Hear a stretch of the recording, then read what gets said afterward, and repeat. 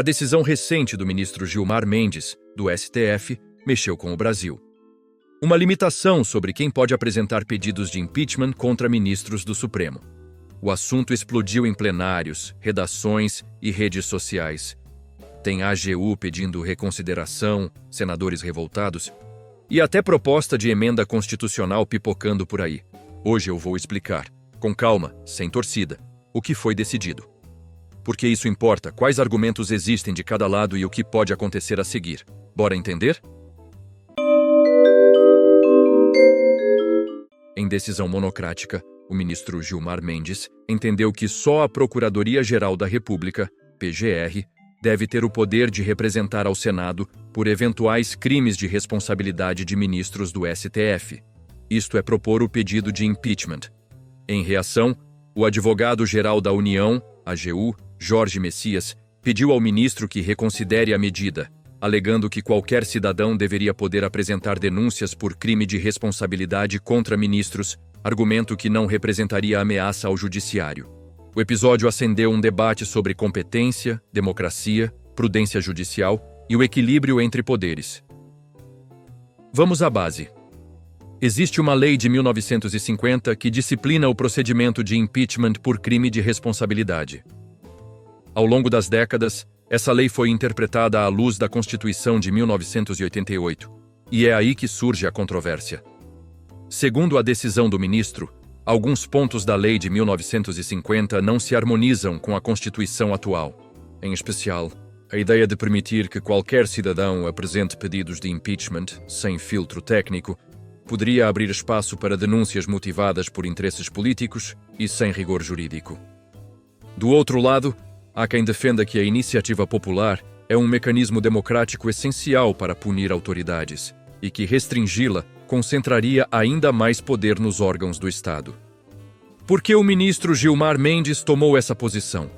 Em linhas gerais, 3 ideias aparecem no seu raciocínio. 1. Caráter excepcional do processo de impeachment. Não é um processo comum, exige cuidado institucional. 2.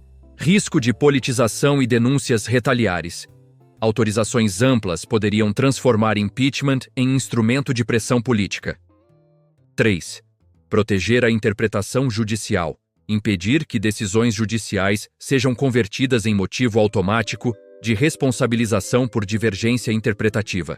Na prática, o ministro sustentou que a PGR, por possuir critérios técnicos e institucionalidade, deve exercer a função de promover a representação por crime de responsabilidade, atuando como filtro. E do outro lado, o recado veio com força.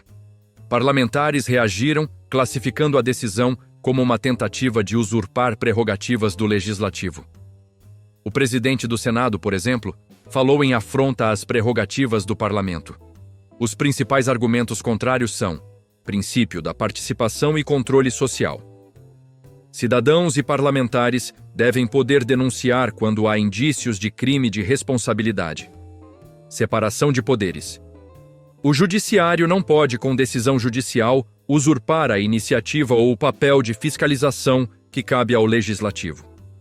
Risco de excesso de judicialização da política. Restringir o acesso por meio de decisão monocrática pode deslocar debates para a esfera judicial, que, segundo críticos, devem ser políticos.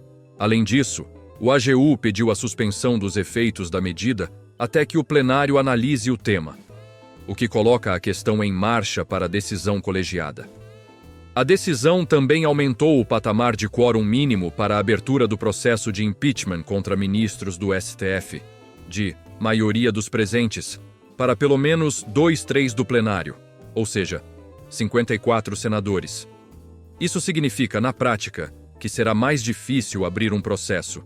Exige-se uma coalizão política mais ampla no Senado. Para alguns, isso reduz riscos de processos meramente retaliais. Para outros, cria uma barreira alta demais para responsabilizar magistrados em casos realmente graves. Quais são os instrumentos imediatos disponíveis? 1. Pedido de reconsideração, já feito pelo AGU ao próprio ministro que proferiu a decisão. É o primeiro mecanismo processual. 2. Julgamento em plenário. A decisão foi colocada para ser discutida em plenário virtual, em data próxima. Lá, outros ministros podem confirmar, modular ou derrubar a decisão monocrática. 3. Ações legislativas.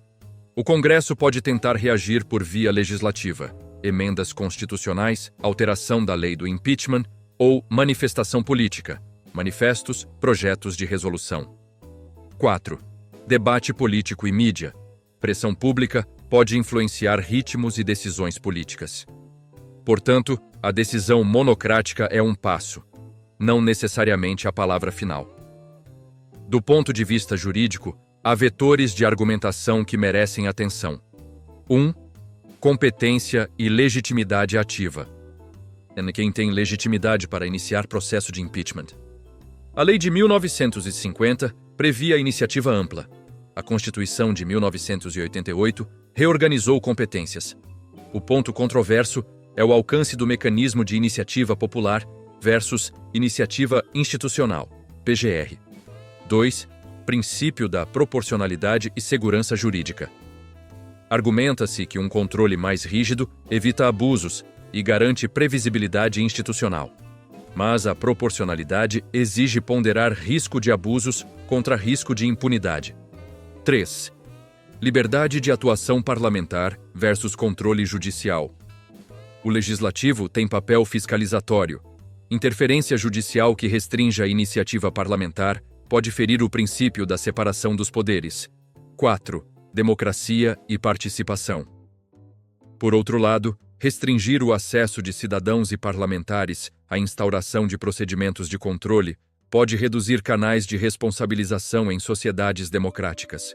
Esses vetores vão embasar tanto decisões futuras do plenário quanto possíveis iniciativas do Congresso e debates acadêmicos.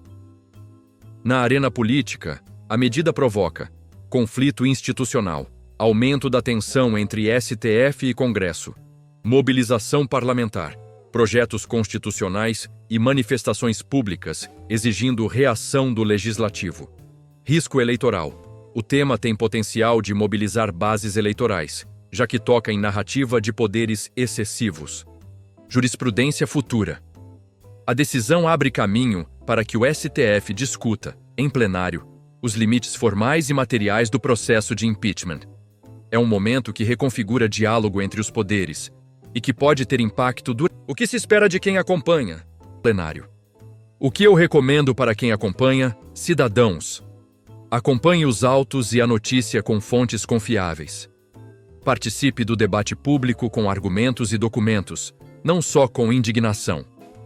Exija transparência. Se houver denúncia, peça que seja analisada com critérios técnicos, parlamentares. Avaliem se a resposta legislativa será por projeto de lei, resolução ou emenda constitucional. Pensem no custo institucional. Endurecer regras pode reduzir controle social. Flexibilizá-las pode abrir espaço para abusos. O ponto-chave: ações e reações devem visar segurança jurídica e institucionalidade, não vitória política momentânea. 3 cenários plausíveis. Cenário A. Plenário confirma a limitação. A restrição se consolida. Congresso busca meios legislativos para reverter ou contornar. Resultado: aumento da judicialização do tema. Cenário B. Plenário revoga, modula a decisão. Mantém-se a possibilidade ampla de iniciativas com critérios técnicos. Alivia tensão institucional. Cenário C. Barganha política. Congresso e STF negociam solução legislativa constitucional. O tema é parcialmente regulamentado, com mecanismos de proteção contra abusos e canais preservados para a iniciativa parlamentar cidadã. Cada caminho tem custos e vantagens. O que se avizinha é diálogo institucional intenso. Decisões como essa mostram o quanto instituições e regras constitucionais são frágeis. No bom sentido, são negociadas na prática política. É saudável que o tema seja debatido. Limitações demais podem aprisionar controle. Limites de menos podem transformar mecanismos de responsabilidade em instrumentos de retaliação. A pergunta que fica é simples e fundamental: como proteger a instituição sem blindar suas autoridades? E você, o que acha? Quem deveria poder pedir impeachment de um ministro do STF? Qualquer cidadão, só parlamentares ou só a PGR? E o quórum de 2/3, protege ou engessa? Comenta aqui embaixo, eu leio e respondo. Se curtiu o vídeo, deixa o like, se inscreve no canal e compartilha com alguém que precisa entender esse conflito institucional. Até a próxima. Sem partido, só direito.